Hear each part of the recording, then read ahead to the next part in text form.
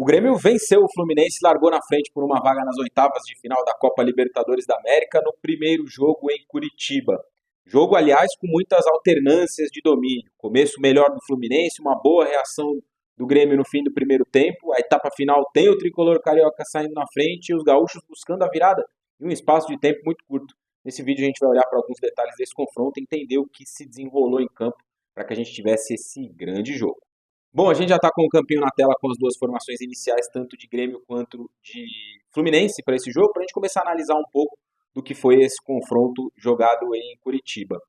O Fluminense veio, né, para esse confronto com o Alexander como uma novidade na escalação inicial e chamava muita atenção essa peça, nessa escolha do Mano Menezes para entender também como funcionaria a distribuição do time em campo, né? Podia ser um losango com o Ganso mais adiantado, podia ser até um 4-1-4-1 com o Ganso aberto por um dos lados, como foi contra o Cuiabá, por exemplo, mas o Mano preferiu não mexer na formação, né? Manteve o 4-2-3-1, usando um meio-campista pelo lado, que é algo que o Mano Menezes faz bastante, né? É uma formação muito característica dos trabalhos do Mano, ter um meio-campista pelo lado do campo para ajudar no trabalho sem a bola e na qualidade da saída para o jogo em vários momentos.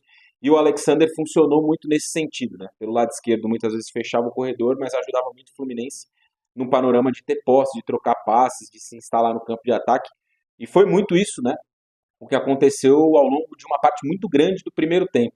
O Fluminense que empurrou o Grêmio para trás e teve a posse para fazer o seu jogo, né? Foi muito curioso observar esse panorama. Geralmente o Fluminense, né, do Mano, é um time que espera um pouco mais e pode contra-atacar. Nesse confronto, não. Foi o Fluminense que, desde o início, tomou conta do jogo. Saída de bola muitas vezes funcionando nos pés do André, né? Ele como esse elemento para fazer o Fluminense jogar desde a defesa, então a gente observou bastante isso. Primeiro passe tentando sair com o André, muitas vezes o primeiro passe com o Samuel Xavier. Uma tentativa de ter sempre, né, os laterais próximos aos zagueiros para não permitir ali, a partir de uma retomada, muito espaço para sair. Ganso muito ativo nessa saída de bola, muitas vezes recuando para tentar ajudar a criar uma linha de passe e fazer o Fluminense avançar. E o próprio Martinelli também, né? O Martinelli jogou 19 minutos, só saiu com uma lesão, mas nos 19 minutos em que esteve em campo, o Martinelli foi muito bem nessa primeira parte do jogo de bastante domínio do Fluminense. O Fluminense tinha um caminho muito claro pelo lado direito do campo, por alguns motivos, né? O primeiro deles é porque tem o Arias por ali, que é um jogador de muita qualidade nessa jogada individual, no drible, um contra um, e até para carregar a bola e articular as jogadas. E também porque muitas vezes o Soteldo não é um cara que vai retornar para fechar esse espaço aqui. Ele ajuda na marcação, preenche espaço, mas não tem a mesma capacidade de desarme, de combate, né, muitas vezes. Então, em muitos momentos do jogo, o Arias tinha uma possibilidade de 1-1 contra o Reinaldo. E aí o Fluminense direcionava os seus ataques para o lado direito, em alguns momentos até a passagem do Samuel Xavier criava um 2 contra 1 e uma superioridade nesse setor. Isso fez com que o Fluminense tivesse, né, um volume muito grande de jogo e a possibilidade de gerar finalizações, de ser mais perigoso. Esse panorama durou mais ou menos uns 25 minutos de jogo, que foi a partir do momento que o Grêmio começou a equilibrar e a ter um pouco mais a posse. E o jogo passando muito pelo Soteldo, que foi um personagem importantíssimo do confronto, vai ser citado mais vezes aqui ao longo da análise de forma decisiva para a vitória do Grêmio. Muitas vezes com o Soteldo saindo do lado esquerdo para dentro, né, para tentar ajudar o Cristaldo, bem apagado o Cristaldo no jogo, na armação das jogadas, a fim de abastecer o Bright White, que também não teve tantas oportunidades assim.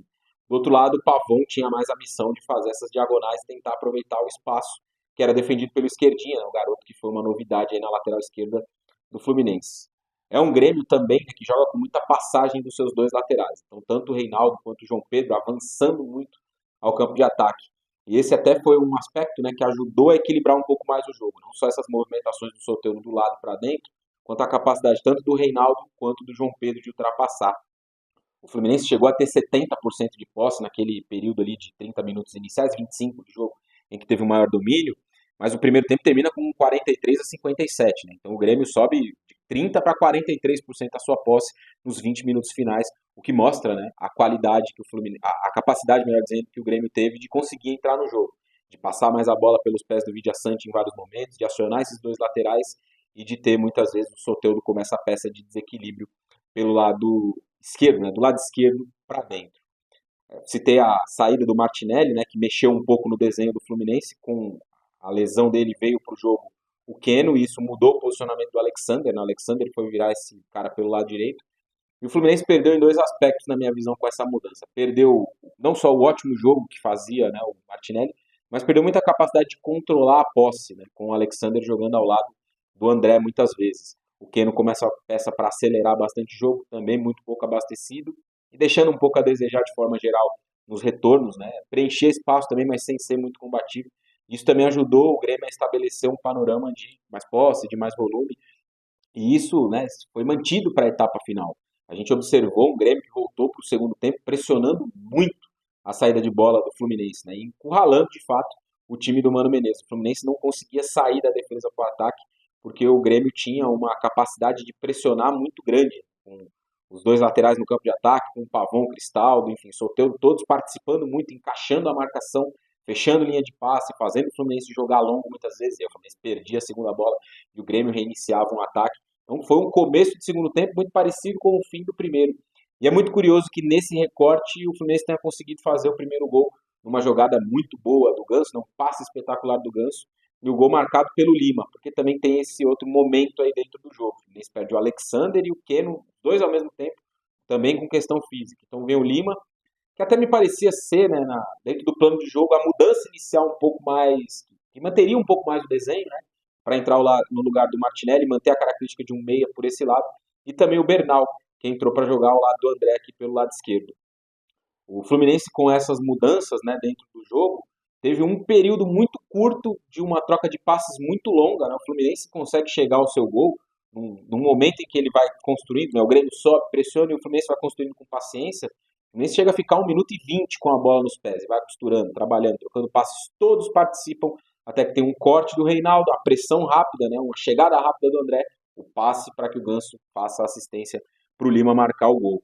Gol que poderia, né, prender totalmente a balança a favor do Fluminense no confronto, porque o Grêmio tinha melhorado, embora não tivesse gerado tantas oportunidades assim para o Fábio trabalhar, mas o Fluminense estava na frente, o jogo de mata-mata, tem muitos aspectos mentais também dentro desses confrontos, né? Mas acabou que também não foi o que aconteceu isso, né? Porque rapidamente o Renato faz duas mudanças, vem o Monsalve para a vaga do Cristaldo, entra bem no jogo o Monsalve, uma dinâmica melhor de circulação de bola, de troca de passes, e o Gustavo Nunes, que entra na vaga do Pavão, vai jogar lá do lado esquerdo, o que traz o Soteldo para o lado direito. E esse foi também um dos fatores que desequilibrou totalmente o jogo a favor do Grêmio, que manteve aquela pressão alta que já desenhava, forte no segundo tempo, sufocando a saída de bola do Fluminense, melhorando a questão de recuperar logo depois que perdia e encurralando assim o time do Mano Menezes, e com o Soteldo muito participativo desse lado direito.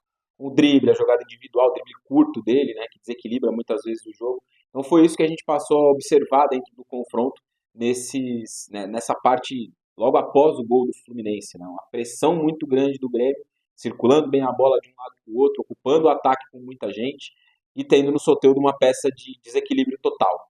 É dele a jogada individual, 1 contra 1, de cruzamento que termina no pênalti, e é em cima dele também a falta, em um outro momento muito curto, né? O momento ali entre os dois gols, é em cima dele também a falta que origina a batida do Reinaldo e termina no gol marcado por ele e a virada, assim, do Fluminense.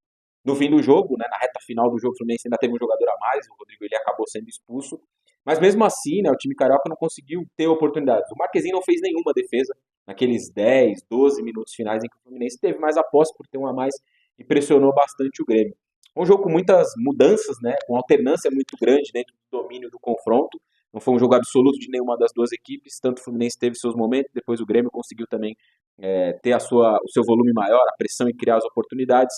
O resultado final se dá muito pela eficácia, né? O Fluminense poderia ter empatado o jogo, o Fluminense poderia ter vencido o jogo, melhor dizendo. Talvez até um empate diria que foi melhor o jogo no sentido do confronto, mas o Grêmio acabou sendo bastante eficiente dentro das oportunidades que teve, com boas mudanças do Renato no segundo tempo, com um jogo muito bom do Soteldo, para largar na frente por uma vaga nessa fase de quartas de final da Copa Libertadores. Foi um bom jogo, muito disputado entre os dois times brasileiros.